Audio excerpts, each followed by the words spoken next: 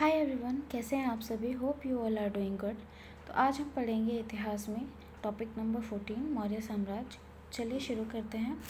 मौर्य वंश का संस्थापक कौन था? चंद्रगुप्त मौर्य था। चंद्रगुप्त मौर्य का जन्म 345 ईसा पूर्व में हुआ था और घनानंद को हराने में चाणक्य ने चंद्रगुप्त मौर्य की मदद की थी और जिनको बाद में चंद्रगुप्त का प्रधानमंत्री बनाया गया। ठीक है, चाणक्य जिनको हम कौटिल्य और विष्णुगुप्त के नाम से भी जानते हैं, इनके द्वारा लिखित पुस्तक है अर्थशास्त्र, जो किससे रिलेटेड है? राजनीति से रिलेटेड है। ठीक है, चंद्रगुप्त मगध की राजगद्दी पर 322 ईसा पूर्व में बैठा और यह जैन धर्म का अनुयायी था। इन्होंने अपना अंतिम समय कर्नाटक के श्रवणबेलगोला नामक स्थान पर बिताया और इनकी मृत्यु भी श्रवणबेलगोला नामक स्थान पर हुई। चंद्रगुप्त ने 305 ईसा पूर्व में सेल्यूकस निकेटर को हराया। देखिए फ्रेंड्स, जब सेल्यूकस निकेटर को पता चल गया कि मैं अब हारूंगा, तो इन्होंने क्या किया, अपनी बेटी को आगे कर दिया और आगे किया तो चंद्रगुप्त ने देखा तो ये मोहित हो गए। तो इन्होंने क्या किया कि सेल्यूकस निकेटर की बेटी कार्नेलिया से शादी कर ली। तो देखिए, जब शादी कर ली तो सेल्यूकस निकेटर ने क्या किया, बहुत ही चालाक था। तो इसने क्या किया कि अपना जो राजदूत मेगास्थनीस जिसका नाम था, वो कार्नेलिया के साथ साथ जो है चंद्रगुप्त मौर्य के दरबार में भेज दिया, ताकि ये देख सके कि हाँ, पता चल सके इसको कि मेरी बेटी ठीक ठाक है और ठीक से चंद्रगुप्त मौर्य उसका ख्याल रख रहा है। ठीक है, थोड़ा सा याद रखिएगा। और देखिए, जब इसकी बेटी से शादी हो जाती है चंद्रगुप्त मौर्य की, तो सेल्यूकस निकेटर को चंद्रगुप्त मौर्य 500 हाथी देते हैं। ठीक है फ्रेंड्स, 500 हाथी उस वक्त देते हैं सेल्यूकस निकेटर को। चलिए आगे बढ़ते हैं। चंद्रगुप्त मौर्य ने जैनी गुरु भद्रबाहु से जैन धर्म की दीक्षा ली थी। ठीक है फ्रेंड्स, मेगास्थनीज ये वही भद्रबाहु जो हमने स्टार्टिंग में भी पढ़ा था कि जब अकाल पड़ता है तो क्या करते हैं, ये कर्नाटक चले जाते हैं। ठीक है, और जो स्थूल बाहु थे वो स्थल से जुड़े रहते हैं। हमने इस तरह से ट्रिक से याद किया था, तो इसको याद रखिएगा। तो क्या थे, इनसे ही भद्रबाहु से जैन धर्म की दीक्षा लेते हैं चंद्रगुप्त मौर्य। और मेगास्थनीज सेल्यूकस निकेटर का राजदूत था जो चंद्रगुप्त के दरबार में रहता था और इनके द्वारा लिखी गई पुस्तक क्या थी? इंडिका। बहुत ही इंपॉर्टेंट है, याद रखिएगा फ्रेंड्स। चंद्रगुप्त मौर्य और सेल्यूकस के बीच युद्ध का वर्णन एम्पियानस ने किया है और प्लूटार्क के अनुसार चंद्रगुप्त ने सेल्यूकस को 500 हाथी जो है उपहार में दिए थे। ठीक है, चंद्रगुप्त मौर्य की मृत्यु 298 ईसा पूर्व में श्रवणबेलगोला में उपवास द्वारा हुई। ठीक है, आगे बढ़ते हैं बिंदुसार के बारे में। जो चंद्रगुप्त मौर्य का उत्तराधिकारी था बिंदुसार हुआ, जो 298 ईसा पूर्व में मगध की राजगद्दी पर बैठा। अमित्रघात के नाम से बिंदुसार को ही जाना जाता है। ठीक है, और इसका अर्थ है शत्रु विनाशक। ठीक है, याद रखिएगा, अमित्रघात का अर्थ है शत्रु विनाशक।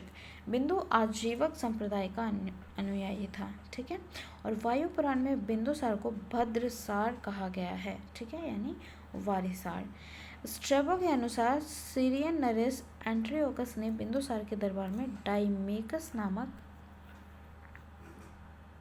राजदूत भेजा। इसे ही मेगास्थनीज का उत्तराधिकारी माना जाता है। डाइमेकस को जो है मेगास्थनीज का उत्तराधिकारी माना जाता है। ठीक है, जैन ग्रंथों में बिंदुसार को सिंहसेन कहा गया है। ठीक है, बिंदुसार के शासनकाल में तक्षशिला में हुए 2 विद्रोह का वर्णन है और इस विद्रोह को दबाने के लिए बिंदुसार ने पहले सुसीम को और बाद में अशोक को भेजा।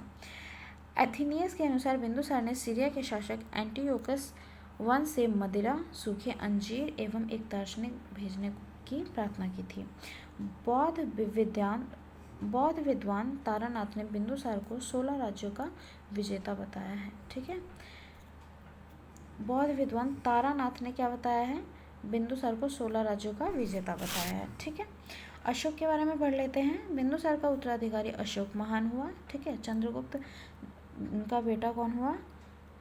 चंद्रगुप्त का बेटा कौन हुआ? बिंदुसार। बिंदुसार का बेटा कौन हुआ? अशोक। ठीक है फ्रेंड्स, याद रखिएगा।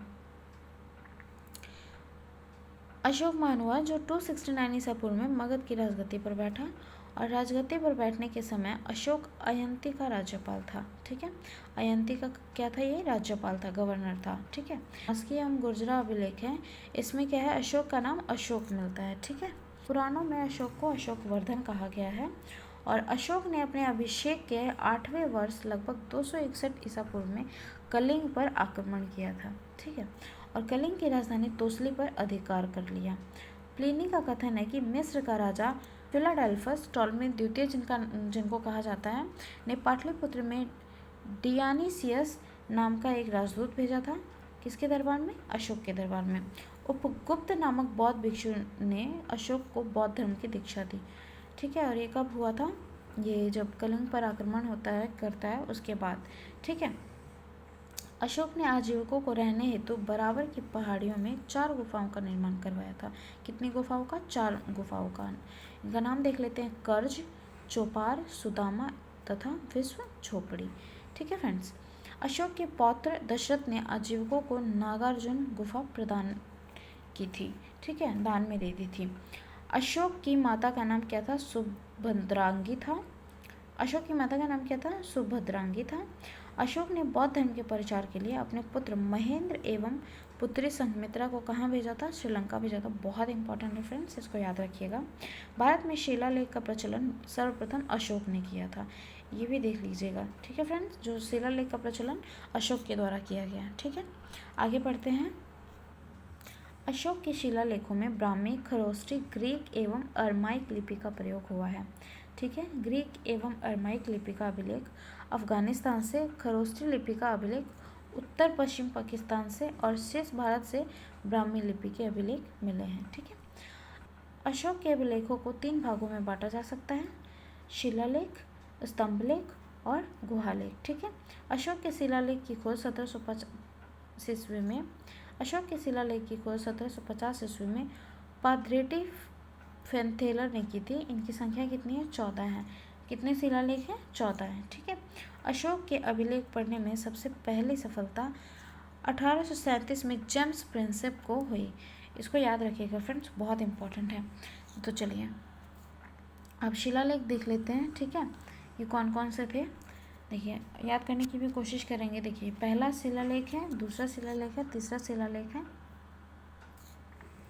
चौथा, मतलब ऐसे करके 14 तक है। ठीक है, तो इनको हम पहला शिलालेख, दूसरा शिलालेख की जगह हम इंग्लिश में याद करेंगे कि 1 शिलालेख, 2 शिलालेख, 3 शिलालेख, 4 शिलालेख, 5 शिलालेख। ठीक है फ्रेंड्स, थोड़ा सा याद करने के लिए हम करेंगे ऐसा। ठीक है, तो देखिए यहाँ पे हम बोल रहे हैं 1। ठीक है, तो 1 में क्या होता है? तो हम 1 से रिलेट करेंगे 1। ठीक है, तो 1 में क्या होते हैं? पशु होते हैं। ठीक है, तो पहले शिलालेख में जो है पशु बलि की निंदा की गई है। आप जब एग्ज़ाम में बैठेंगे ना फ्रेंड्स, तो आपको पक्का याद आ जाएगा। ठीक है, दूसरा शिलालेख यानी कि 2, तो क्या 2 करेंगे तो क्या हो जाएगा? कुछ टूट रहा है। ठीक है, हड्डी टूट रही है, तो टूटने के बाद क्या होगा? तो हम डॉक्टर के पास जाएंगे, है ना, चिकित्सा सलाह लेंगे। तो वही देखिए, इसमें अशोक ने मनुष्य एवं पशु दोनों की चिकित्सा व्यवस्था का उल्लेख किया है। ठीक है, जब आप देखेंगे एग्जाम में तो पक्का आपको याद आ जाएगा फ्रेंड्स। तीसरा शिलालेख यानी कि 3333। ठीक है, तो इसमें राजकीय अधिकारियों को यह आदेश दिया गया है कि वे हर 5वें वर्ष के उपरांत दौरे पर जाएं, और इस शिलालेख में कुछ धार्मिक नियमों का भी उल्लेख किया गया है। ठीक है, तो देखिए यहाँ पे धार्मिक नियम आ रहा है ना, तो धार्मिक नियम यानी कि तीर्थ। ठीक है, 333 तीर्थ। ठीक है, तो इस तरह से थोड़ा सा याद रखिएगा कि तीर्थ के नियमों का भी उल्लेख किया गया है। ठीक है, आगे चौथा शिलालेख यानी कि 444। ठीक है, कुछ भी चीज़ फूटती है, ठीक है, तो क्या होता है? धम की आवाज़ आती है। ठीक है, अगर हम छत पे बैठ के कुछ फोड़ रहे हैं तो क्या होगा? धम की आवाज़ आएगी ना। तो इस तरह से देखिए फ्रेंड्स, बस थोड़ा सा लॉजिक लगा के याद कराना है। मेरा मेन मकसद ये है कि आपको याद हो जाए, इस वजह से तो इस तरह से हम थोड़ा सा याद करेंगे तो जल्दी याद हो जाएगा, अदरवाइज़ ये शिलालेख याद नहीं होते हैं। तो ठीक है, तो इस अभिलेख में भेरी घोष की जगह धम घोष की घोषणा की गई है। ठीक है, 5वां अभिलेख यानी कि 5। ठीक है, तो 5 की जगह हम क्या रखेंगे? फाइल। तो देखिए, इस शिलालेख में धर्म महापात्रों की नियुक्ति के विषय में जानकारी मिलती है। तो देखिए, जब नियुक्ति होगी तो क्या फाइल में ही रखेंगे ना हम सारी चीज़ें, कि कहाँ पे रखेंगे? सभी महापात्रों की नियुक्ति के विषय में जानकारी रखेंगे, तो फाइल में रखेंगे। तो इस तरह से याद रखिएगा। चलिए नेक्स्ट पढ़ते हैं, देखते हैं छठा शिलालेख 6। तो 6 से क्या हो जाएगा? शिक्षा। तो देखिए 6 ठीक है। छठा शिलालेख यानी कि 6, ठीक है। तो 6 से क्या हो जाएगा, शिक्षा, ये देख रहे हैं, शिक्षा। तो इसमें आत्मनियंत्रण की शिक्षा दी गई है, याद रहेगा फ्रेंड्स। 7वां एवं 8वां शिलालेख दे देखिए, 7वां यानी कि 7, ठीक है, 7। तो 7 कब करेंगे, देखिए जब तीर्थ यात्रा पर हम जाएंगे तो 7 करेंगे ना, तो वही है, ठीक है। तो हम फल फ्रूट का सेवन करेंगे और तीर्थ यात्रा पर जाएंगे, तो इनमें अशोक की तीर्थ यात्राओं का उल्लेख किया गया है 7th और 8th शिलालेख में, ठीक है। 9वां शिलालेख में क्या है, इसमें सच्ची भेंट तथा सच्चे शिष्टाचार का उल्लेख किया गया है। देखिए 9वां, तो देखो 9वां 9, ठीक है। तो 9 से क्या हो जाएगा, देखिए नाई आ रहा है ना, तो नाई से क्या हो जाएगा, देखिए जब हम नाई के पास जाते हैं तो बालों को छोटा छोटा कटवा के आते हैं, तो क्या कहते हैं, बड़ा सुशील लग रहा है ना, शिष्टाचार, तो उसको हम शिष्टाचार से डिनोट करते हैं। तो मतलब कहते हैं ना, बाल छोटे छोटे हैं तो यानी कि सुशील है बच्चा, तो ये कहीं ना कहीं शिष्टाचार से रिलेटेड है, तो इस तरह से हम याद रखेंगे इसका। 10वां शिलालेख, 10वां यानी कि 10, ठीक है। 10 में क्या है, इसमें अशोक ने आदेश दिया है कि राजा तथा उच्च अधिकारी हमेशा प्रजा के हित में सोचें, ठीक है। 11वां शिलालेख यानी कि 11, ठीक है। तो 11, इसमें धम्म की व्याख्या की गई है। कुछ शॉर्ट ट्रिक्स नहीं बनी है फ्रेंड्स, तो अगर आपकी कोई शॉर्ट ट्रिक बन रही है फ्रेंड्स तो आप कमेंट में ज़रूर बताइएगा, ठीक है। 12वां शिलालेख, इसमें स्त्री महापात्रों की नियुक्ति एवं सभी प्रकार के विचारों के सम्मान की बात कही गई है। देखिए 12वां, ठीक है। तो 12वां इसको पढ़ेंगे हम 12। तो क्या होता है, जनरली जो टॉवेल है ना, 12 से टॉवेल वर्ड बनाएंगे, ठीक है। तो टॉवेल क्या होता है कि मोस्टली जो है जैसे कि किसी भी महिला के पति हैं, ठीक है, तो क्या करेंगे कि स्त्री से मांगते हैं टॉवेल। तो इस तरह से क्या, स्त्री महापात्रों की नियुक्ति और सभी प्रकार के विचारों के सम्मान की बात कही गई है, ठीक है, 12th शिलालेख में। 13वां है, ठीक है, इसमें कलिंग युद्ध का वर्णन एवं अशोक के हृदय परिवर्तन की बात कही गई है। इसी में पड़ोसी राजाओं का वर्णन है। मोस्ट इम्पोर्टेंट है फ्रेंड्स कि किस शिलालेख में जो है अशोक के हृदय परिवर्तन की बात कही गई है, कलिंग युद्ध का वर्णन है, तो ये है 13वां, ठीक है। देखिए जैसे कि 13 हो जाएगा, तो 13 में हम क्या याद रख सकते हैं कि देखिए जब बच्चा अगर 3 साल का हो, जैसे 13, ठीक है, जैसे कि हम इसको याद रखेंगे कि जैसे कि जब कोई बच्चा हो या कोई भी हो टीनेज में हो, ठीक है, टीनेज में, तो अगर उसके ऊपर जो है अगर 3rd डिग्री पड़ रही है तो क्या होगा कि हृदय परिवर्तन होगा, है ना। देखिए कि वो शिट, मतलब कि देखेंगे तो हृदय परिवर्तन ऑब्वियसली जाहिर सी बात है कि हो ही जाएगा। तो इस तरह से थोड़ा सा याद रखिएगा, ठीक है। अशोक ने जनता को धार्मिक जीवन बिताने के लिए प्रेरित किया है, देखिए, ठीक है फ्रेंड्स। 14वें में क्या किया गया है, अशोक ने जनता को धार्मिक जीवन बिताने के लिए प्रेरित किया है। आगे पढ़ते हैं। अशोक के स्तंभ लेखों की संख्या कितनी है, 7 है, ठीक है। शिलालेख 14 है और उसके आधे जो हैं स्तंभ लेख हैं, ठीक है, 7 हैं, जो केवल ब्राह्मी लिपि में लिखी गई है और ये 6 अलग अलग स्थानों से प्राप्त हुए हैं। देखिए प्रयाग स्तंभ लेख, दिल्ली टोपरा, दिल्ली मेरठ, रामपुरवा, लोरिया अरेराज, लोरिया नंदनगढ़, बहुत इंपॉर्टेंट है, इनको भी याद रखिएगा फ्रेंड्स। चलिए पढ़ते हैं एक एक करके। प्रयाग स्तंभ लेख, यह पहले कौशाम्बी में स्थित था और इस स्तंभ लेख को अकबर ने क्या किया, इलाहाबाद के किले में स्थापित करवा दिया, ठीक है। पहले ये कौशाम्बी में था और उसके बाद अकबर ने क्या किया, इलाहाबाद के किले में इसे स्थापित करवा दिया। दिल्ली टोपरा, यह स्तंभ लेख फिरोज शाह तुगलक के द्वारा टोपरा से दिल्ली लाया गया, ठीक है, नाम से सजेस्ट हो जा रहा है, ये टोपरा से दिल्ली लाया गया, किसके द्वारा, फिरोज शाह तुगलक के द्वारा, ठीक है। दिल्ली मेरठ में स्थित यह स्तंभ लेख फिरोज शाह द्वारा दिल्ली लाया गया। देखिए 2 लेकर आए हैं फिरोज शाह, दिल्ली टोपरा और दिल्ली मेरठ, ठीक है। तो ये मेरठ से दिल्ली लाए हैं, यहाँ टोपरा से दिल्ली लाए हैं, ठीक है। रामपुरवा, यह स्तंभ लेख चंपारण बिहार में स्थित है और इसकी खोज 1872 ईस्वी में कार्लायल ने की थी, ठीक है। लौरिया अरेराज चंपारण में है, ठीक है, जो कि बिहार में पड़ता है, और लौरिया नंदनगढ़ ये भी चंपारण के ये भी बिहार के चंपारण में है और लौरिया नंदनगढ़ स्तंभ पर ही मोर का चित्र बना हुआ है, तो याद रखिएगा फ्रेंड्स, ठीक है। कौशाम्बी अभिलेख को रानी का अभिलेख कहा जाता है, ये इंपॉर्टेंट हो जाता है फ्रेंड्स यहाँ पर कि किस अभिलेख को रानी का अभिलेख कहा जाता है, तो कौशाम्बी अभिलेख को रानी का अभिलेख कहा जाता है। आगे पढ़ते हैं। अशोक का सबसे छोटा स्तंभ लेख लुम्बिनी है। इसी में लुम्बिनी में धम्म यात्रा के दौरान अशोक द्वारा भू राजस्व की दर घटा देने की घोषणा की गई है। ठीक है, लुम्बिनी जो है सबसे छोटा स्तंभ लेख है। ठीक है, और अशोक का 7वां अभिलेख क्या है, सबसे लंबा है। ठीक है, प्रथम पृथक शिलालेख में यह घोषणा है कि सभी मनुष्य मेरे बच्चे हैं। और अशोक का सारेकुना कंदहार अभिलेख ग्रीक एवं अरमाइक भाषाओं से प्राप्त हुआ है। साम्राज्य में मुख्यमंत्री एवं पुरोहित की नियुक्ति के पूर्व इनके चरित्र को काफ़ी जांचा परखा जाता था, जिसे उपदा परीक्षण कहा जाता था। ठीक है, और सम्राट की सहायता के लिए एक मंत्री परिषद होती थी, जिसमें सदस्यों की संख्या कितनी थी, 12, 16 और 20 हुआ करती थी। ठीक है, अर्थशास्त्र में शीर्षक अधिकारी के रूप में तीर्थ का उल्लेख मिलता है, जिसे महापात्र भी कहा जाता था। इसकी संख्या 18 थी। और अर्थशास्त्र में चर जासूस को कहा गया है। जो जासूस को क्या कहते थे, अर्थशास्त्र में चर कहते थे। ठीक है, ये देखिए, मौर्य प्रांत और राजधानी उत्तरापथ तक्षशिला अवंती की उज्जैनी हुआ करती थी, कलिंग की तोसली, दक्षिणापथ की सुवर्णागिरी और प्राची की पाटलिपुत्र। इतना इंपॉर्टेंट नहीं है फ्रेंड्स। चलिए आगे पढ़ते हैं। अशोक के समय मौर्य साम्राज्य में प्रांतों की संख्या कितनी थी, 5 थी। ठीक है, 5 थी प्रांतों की संख्या, और प्रांतों को चक्र कहा जाता था। ठीक है, और प्रांतों के प्रशासक कुमार या आर्यपुत्र या राष्ट्रिक कहलाते थे। और प्रांतों का विभाजन विषय में किया गया था, और जो विषयपति के अधीन होते थे। प्रशासन की सबसे छोटी इकाई क्या थी, ग्राम थी, जिसका मुखिया ग्रामिक कहलाता था। प्रशासकों में सबसे छोटा गोप था, जो 10 ग्रामों का शासन संभालता था।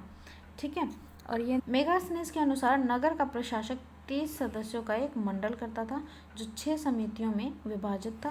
प्रत्येक समिति में 5 सदस्य होते थे। देखिए यहाँ पे प्रत्येक समिति में कितने सदस्य हुआ करते थे, 5, और 6 समितियों में विभाजित था, तो 6 5 से 30। ठीक है, तो 30 सदस्यों का एक मंडल होता था। ठीक है फ्रेंड्स, चलिए आगे पढ़ते हैं। बिक्री कर के रूप में मूल्य का 10वां भाग वसूला जाता था। किसके समय में, अशोक के समय में। इसे बचाने वाले को मृत्युदंड तक दिया जाता था। याद रखिएगा फ्रेंड्स, कौन सा भाग, 10वां भाग। मेगास्थनीज के अनुसार एग्रोनोमोई मार्ग निर्माण अधिकारी था। ये बहुत ही ये बहुत ही पूछा जाता है। एग्रोनोमाई किसको कहा जाता था, तो ये क्या था, मार्ग निर्माण अधिकारी था। ठीक है, जस्टिन के अनुसार चंद्रगुप्त मौर्य की सेना ने लगभग 50,000 अश्वारोही सैनिक और 9,000 हाथी एवं 8,000 रथ थे। ठीक है, जो चंद्रगुप्त मौर्य की सेना में है, 50,000 अश्वारोही सैनिक, 9,000 हाथी एवं 8,000 रथ थे। तभी तो 500 जो है चंद्रगुप्त मौर्य ने गिफ्ट में दे दिए थे सेल्यूकस निकेटर को। ठीक है, तो प्लूटार्क यानी कि जिनको जस्टिन कहा जाता है, इनके अनुसार चंद्रगुप्त ने नंदों की पैदल सेना से 3 गुनी अधिक संख्या में अर्थात 60,000 आदमियों को लेकर संपूर्ण उत्तर भारत को रौंद डाला था।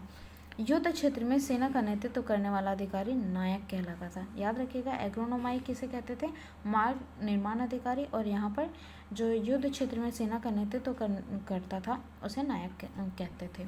ठीक है, सैन्य विभाग का सबसे बड़ा अधिकारी सेनापति होता था। ठीक है, आगे बढ़ते हैं।